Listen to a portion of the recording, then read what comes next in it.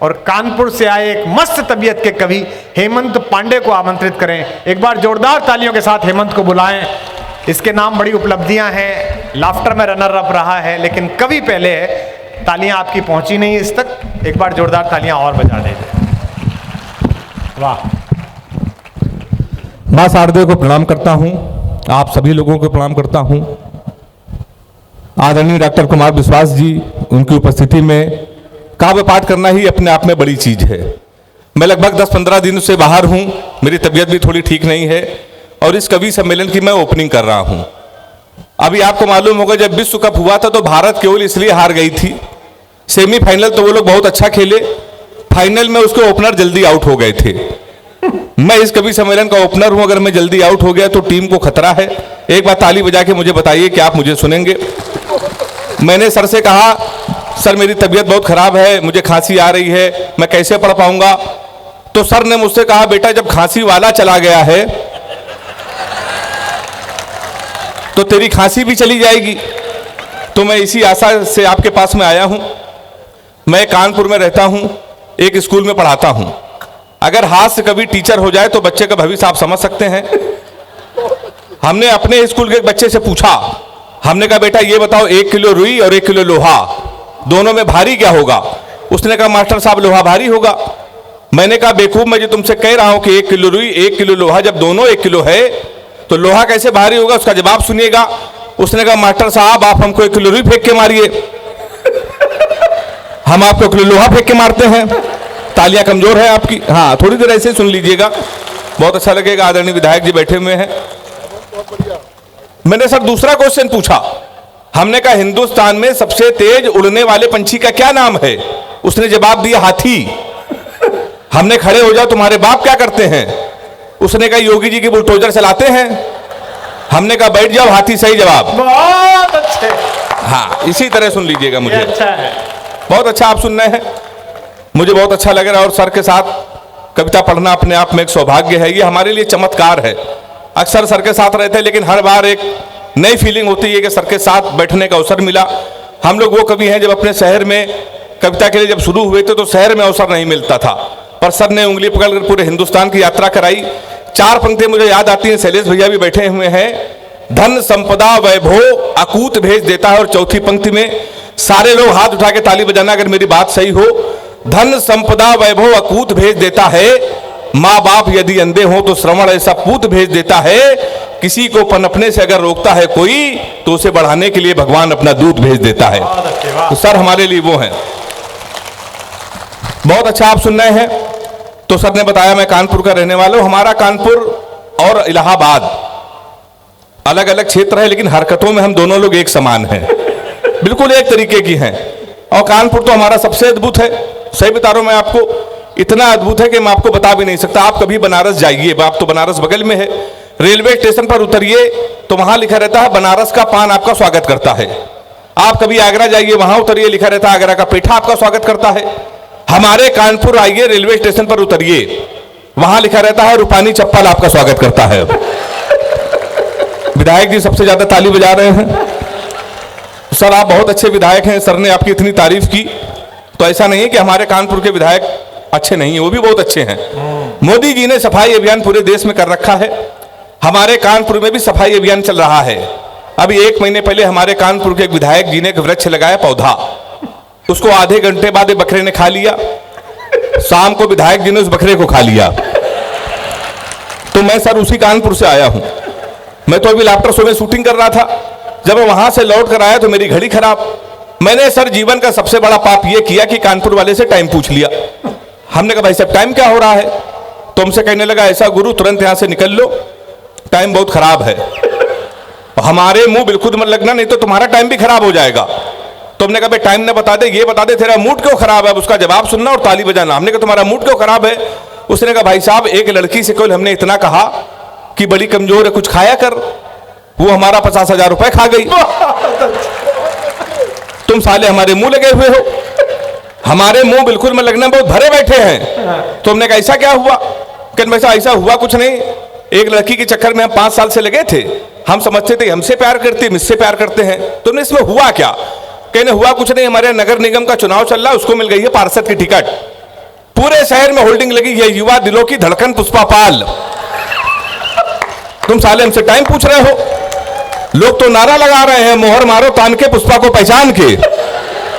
कल एक लड़का कान में नारा लगा रहा था, इस बार हाथ उठा के ताली बजाना, लैया बड़ी करारी है, पुष्पा पाल हमारी है। बस ऐसे ही सुन लीजिए। हमारा असर बिल्कुल अद्भुत है कानपुर, आपको सही बता रहा हूं। हम लोग तो उत्तर प्रदेश के लोग हैं। उत्तर प्रदेश के लोग जब तुलना करते हैं तो बड़ा खराब लगता है। मुंबई के लोगों के पास अगर अचानक पैसा आ जाए तो अपने बच्चे को कैरियर बनाने के लिए करोड़ों खर्चा करते हैं। दिल्ली वाले अपने बच्चों के कैरियर के लिए करोड़ों खर्चा। केवल उत्तर प्रदेश ही का ऐसा प्रदेश है, कैरियर बनाने के लिए कोई खर्चा नहीं। आप 250 का कुर्ता लीजिए, 350 का सफेद पैजामा, 300 रुपए के सफेद जूते, 50 रुपए का काला चश्मा, 40 रुपए के गले में डालने वाला अंगूछा, हमारे यहां तैयार हो जाता है युवा हृदय सम्राट। विधायक जी देख रहे हैं हम क्या यही पहन के आए हैं? तो सर हमारा उत्तर प्रदेश बड़ा अद्भुत है, आपको मैं सही बता रहा हूं। अभी नीरज चोपड़ा ने जब भाला फेंका, स्वर्ण पदक जीता, तो एक वीर रस के कवि ने हमसे कहा भैया यही भाला अगर हम पाकिस्तान में फेंक दें, पाकिस्तान तो निपट जाएगा। हमने कहा इसमें हिंदुस्तान की बेइज्जती है, भाला इतना बड़ा, पाकिस्तान इतना बड़ा। 4 लाइन में मैंने उसको निपटा दिया। अगर वो निपट गया हो तो इसी तरह हंगामे के साथ मुझे सुनना। मैंने लिखा कपड़े जिस पे टंगते हैं वो कीली फेंक के मारेंगे, कसी हुई ना मिल पाई तो ढीली फेंक के मारेंगे। जो भाला फेंका नीरज ने वो चीन की खातिर रखा है, पाकिस्तान तुमको तो हम तीली फेंक के मारेंगे। क्या सुन रहे हैं आप? अद्भुत कर दिया है। सैल्यूट करता हूं आपको, मुझे तो बड़ा डर लग रहा था। तो आप समझ गए होंगे सर हमारा कानपुर कितना अद्भुत है। हम लोगों की हिंदी भी बहुत अच्छी होती है। जब अभी मैं कानपुर 1 महीने पहले जब गया तो एक लड़का हमको कई दिन से दिखा नहीं, फिर हमको दिखा। हमने कहा गुरु कहाँ थे? हमारा हिंदी पखवाड़ा चल रहा था, उसके ऊपर हिंदी सवार। हमने कहा गुरु कहाँ थे? तो हमसे कहने लगा पवित्र श्रावण मास में शकुनी वृत्तिवश कौरव पांडव धर्म कर्म अनुसरण में व्यस्त था।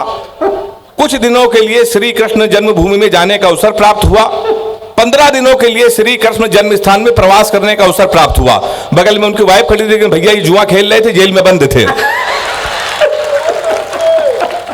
तो हमारा उत्तर प्रदेश आप समझ सकते हैं। बहुत अच्छे। लोग बड़ी तुलना करते हैं सर, कह रहे हैं ये स्वर्ण पदक पंजाब के लोग जीतेंगे, हरियाणा के लोग जीतेंगे, तुम्हारे उत्तर प्रदेश के लोग प्रयागराज, इलाहाबाद, कानपुर कितने नकारा हैं। तो सर हमें बहुत खराब लगा। हमने कहा ऐसा नहीं है, हरियाणा के बच्चों में हमारे उत्तर प्रदेश के बच्चों में बहुत अंतर है। हरियाणा का बच्चा सुबह 4 बजे जगता है, सबसे पहले वो जाता है जिम, 4-5 घंटे जिम करता है, मॉर्निंग वॉक करता है, हिंदुस्तान टाइम्स पढ़ता है, 5-6 किलो फल खाता है, वो सो जाता है। शाम को 5 बजे फिर वो सो के उठता है, फिर वो जिम जाता है, फिर 2-4 किलो फल खाता है, वो सो जाता है। हमारे उत्तर प्रदेश के लड़के इलाहाबाद और कानपुर के 9:30 बजे सुबह सो के उठते हैं, वो भी तब जब उनका बाप उनको लतियाता है। सबसे पहले वो जाता है घर के नजदीक पुलिस चौकी, दरोगा जी के साथ एक सेल्फी लेता है, फेसबुक में पोस्ट करता है, नए चौकी इंचार्ज राम किशोर कनौजिया भाई साहब का सानिध्य प्राप्त हुआ। ताली हाथ उठा के बजाइए जोरदार अगर ऐसा होता है। यही होता है साहब। फिर वो सो जाता है। शाम को जब वो 7 बजे सो के उठता है, उसी दरोगा को प्रेशर में लेने के लिए स्पीकर खोल के फोन करता है, दरोगा जी नमस्कार, पहचाना? अब दरोगा समझता है गुरु उस समय तो इसके मुंह ना लगो, उस समय तो उसके लगी हुई है। वो दरोगा उसका फोन काट देता है। फिर वही दरोगा 12 बजे मारते मारते उसको थाने लेके आता है, आपकी सेल्फी डालता है वो दरोगा, गुड्डू भैया 100 ग्राम चरस के साथ धरे गए। फिर गुड्डू भैया की होती रात भर कुटाई। 3 दिन बाद विधायक जी उसकी पैरवी करता है, फिर वो छूट के आता है, सेकेंड हैंड स्कॉर्पियो लेता है, शहर का सबसे बड़ा भंडारा करवाता है, फिर वो विधायक बन जाता है, कवियों के नीचे बैठ के सुनता है। ताली जोरदार बजाइए एक बार। बहुत अच्छा सर, प्रणाम करते हैं। बहुत अच्छा आप सुन रहे हैं। तो हमारा उत्तर प्रदेश सारा ऐसा है, हम लोग उत्तर प्रदेश के लोग हैं। और बहुत अच्छा हुआ आपने किसी प्यार की कवित्री को नहीं बुलाया, नहीं वो आती हमारे इलाहाबाद वालों को, वो उल्टा सीधा प्यार मोहब्बत भी सिखाती। मैंने प्यार मोहब्बत के विषय में सर कोई कविता नहीं लिखी है। मैं प्यार मोहब्बत से बहुत दूर रहता हूं, पर इसका मतलब ये नहीं कि कोई प्रेमिका नहीं है। विधायक जी 15 प्रेमिकाएं थीं जब योगी जी की सरकार नहीं थी। तब योगी जी मुख्यमंत्री बन गए, हमने सबसे राखी बंधवा लिया, क्योंकि उत्तर प्रदेश में सबसे ज्यादा कुटाई अगर किसी की हुई तो केवल प्यार करने वालों की हुई। तो मैं प्यार मोहब्बत से बहुत दूर रहता हूँ। लड़कियों की एक बीमारी होती है, किसी लड़की से कोई क्वेश्चन पूछ लो तो इतना उठपटांग जवाब देती हैं। हमने एक लड़की से पूछा, हमने कहा तुम्हारा फेवरेट कलर क्या है? कहने लगी स्टूपिड कहीं के, कोई मैच्योर क्वेश्चन नहीं पूछ सकते। तो हमने पूछा, हमने कहा 0.8 मिलीलीटर सल्फ्यूरिक एसिड को न्यूट्राइज करने के लिए कितने मोल बाइकार्बोनेट की जरूरत पड़ेगी। तब उसने बता रहा हमारा फेवरेट कलर पिंक है।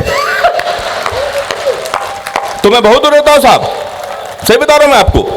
लड़कियों की एक बीमारी और है, शैलेश भैया को मालूम है, किसी लड़की को गौर से देख लो तो कहेंगी देखो कैसे कुत्ते की तरह देख रहा है, ना देखो तो कहेंगे कुत्ता देख भी नहीं रहा है। मैं इसीलिए सब दौड़ता हूं। मैं तो अभी बड़े भाई रमेश भैया के बगल में बैठा था, हमसे कह रहे यार हेमंत नाम में कुछ नहीं रखा, नाम में कुछ नहीं रखा। मुस्कान भैया सही कह रहे थे, सर नाम में कुछ नहीं रखा है। मुस्कान नाम था उसका, वो हमारा नुकसान करके चली गई। फिर हम रोशनी नाम की लड़की में शिफ्ट हुए, 2.5 साल उसने भी हमको अंधेरे में रखा। लोग सही कहते नाम में कुछ नहीं देखा। लड़कियों को देखिए, ये बॉयफ्रेंड का नाम मोबाइल में सेव करती है, my honey baby, my sweetheart, my जानू, माई डार्लिंग। इन बेचारे लड़कों को देखिए, लड़कियों का नाम मोबाइल में सेव करते हैं पप्पू हलवाई, राशिद प्लम्बर, मुन्ना हवलदार। ताली बजाइए जोरदार। हमारे साथ अक्सर होता है। अभी मैं दादा के आशीर्वाद से 1 साल पहले दुबई गया था। दुबई के सबसे बड़े मुशायरे में अंदाजे बयां, तो हमारी वाली को फोन आया। अच्छा हमारी वाली इसलिए कह रहा हूं आपको भ्रम रहे कोई है। उसने हमको फोन किया, कहने लगी हमने सुना है तुम दुबई में हो। तो हमने कहा सही सुना है। कहने लगी हमारे लिए एक काम करना है, एक सोने की चैन ले आना। हमने कहा क्यों? कहने लगी एक तो दुबई में सोना सस्ता है और जीवन भर तुमको मैं याद करती रहूंगी। तो हमने कहा पगली हम चैन नहीं लाएंगे फिर भी याद करती रहोगी। उसने पूछा कैसे? हमने कहा जीवन भर सोचोगी, हरामखोर से पहली बार कुछ लाने को कहा था, ये वहां से भी खाली आज चला आया है। तो साहब मैं बहुत दूर रहता हूं। और विधायक जी मैंने तो सबक ले लिया है, आप भी ले लीजिए। अपनी प्रेमिका को कभी भी रुलाना नहीं चाहिए, क्योंकि 7-8 हरामखोर उसका आंसू पोंछने के लिए हमेशा तैयार रहते हैं। मैं बहुत दूर रहता हूं साहब, सही बता रहा हूं आपको। एक एक प्रेमिका को बांट कर ले गए, जो नहीं माना उसे डांट कर ले गए। जिस पेड़ पे बांधा था मोहब्बत का धागा, नगर निगम वाले उसे भी काट कर ले गए। तो हमारे साथ ये अक्सर ये होता रहता है, सही बता रहा हूं आपको। ये लड़कियां बड़ी इमोशनल होती हैं सर, कभी कभी बड़ी लाड़ में आ जाती हैं। एक बार हमारी वाली लाड़ में आ गई, उसने हमको 2:30 बजे फोन किया, कहने लगी सो रहे हो तो सपने भेजो, जाग रहे हो तो यादें भेजो, मुस्कुरा रहे हो तो हंसी भेजो। हमने कम लोटा लेके खेत में बैठे हैं, क्या भेज दें हम? तो हमारे साथ अक्सर ये होता है।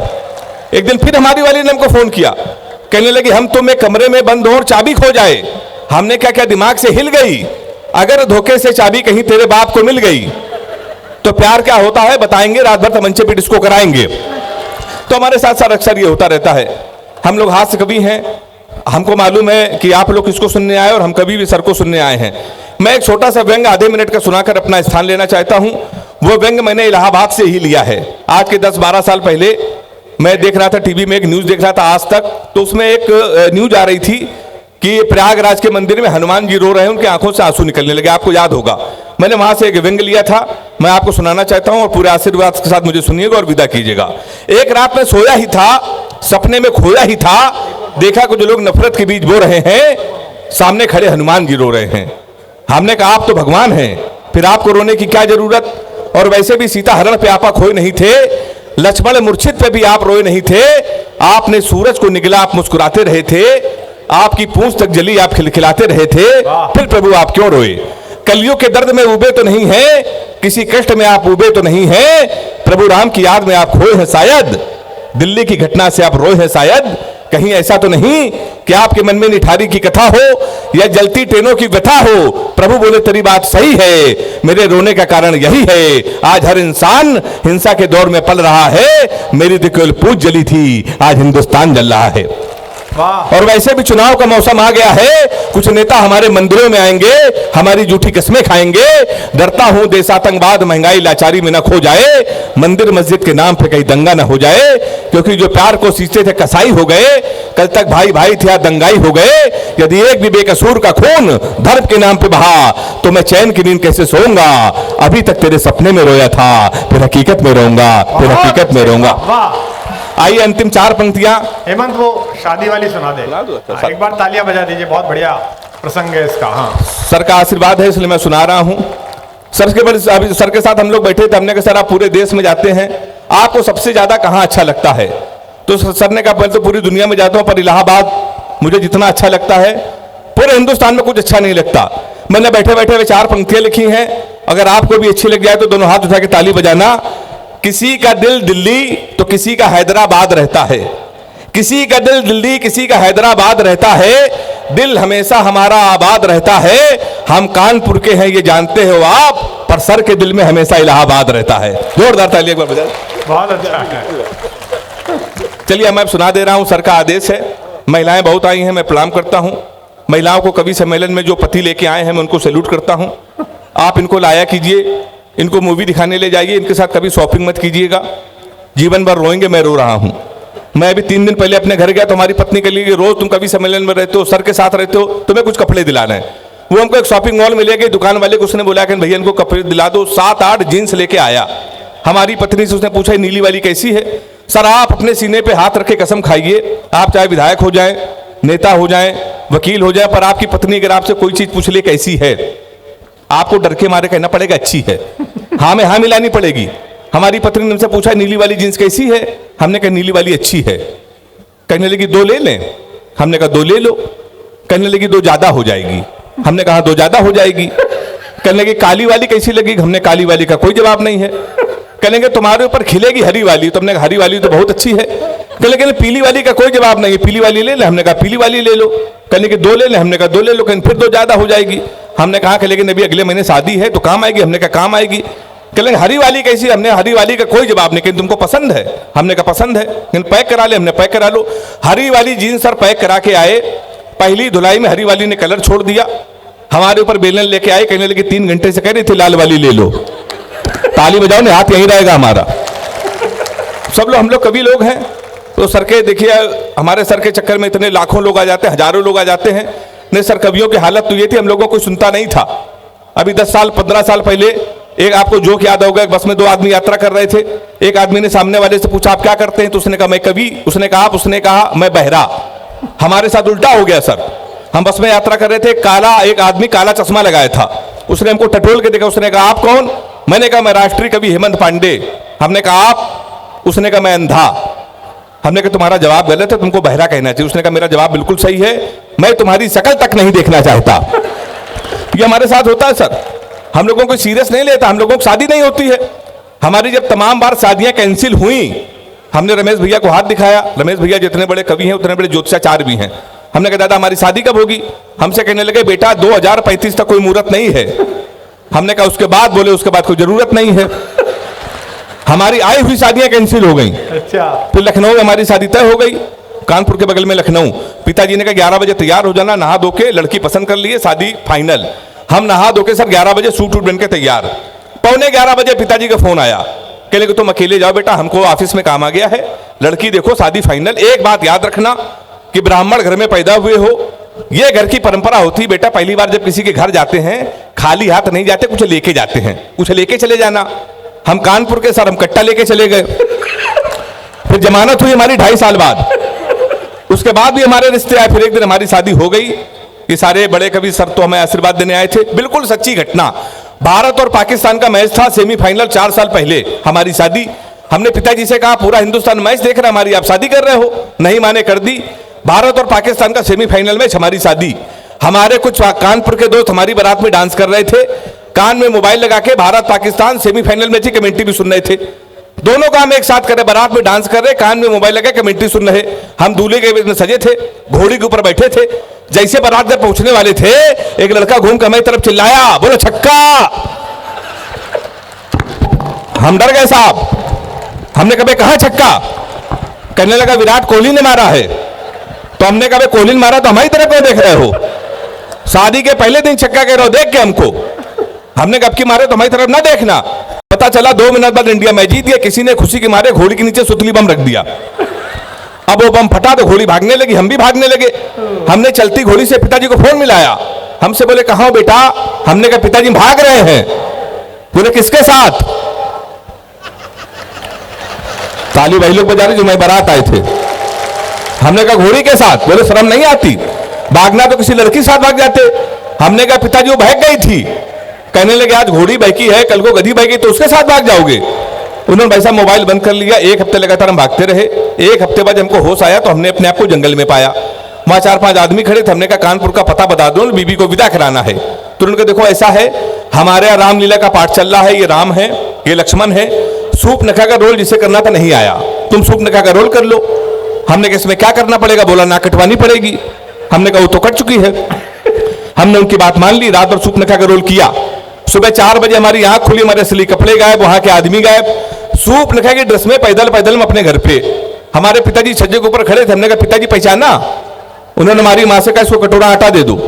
हमने मां आपके पुत्र है, बोले बेवकूफ मत बोलो, हमारे 2 ही पुत्र के इंजीनियर है कि नाक कटवा के घोड़ी के साथ भाग गया है। ससुराल के तुम्हारे साले ने भगा दिया। उत्तर प्रदेश का बड़ा व्यंग एक टिप्पणी में कर रहा हूं, व्यंग अगर आपकी समझ में आ जाए तो तालियों को महोत्सव के साथ मुझे विदा कर दीजिएगा। हमने कहा सर घोड़ी ढूंढ लाइए, तो एसपी साहब ने कहा इतने बड़े पुलिस के अधिकारी घोड़ी ढूंढना है। हमने कहा ढूंढ लाइए, कहने के पुलिस का काम है घोड़ी ढूंढना। हमने कहा एसपी साहब भैंस तो आप ढूंढ लाए थे। वाह वाह वाह। बहुत बहुत धन्यवाद।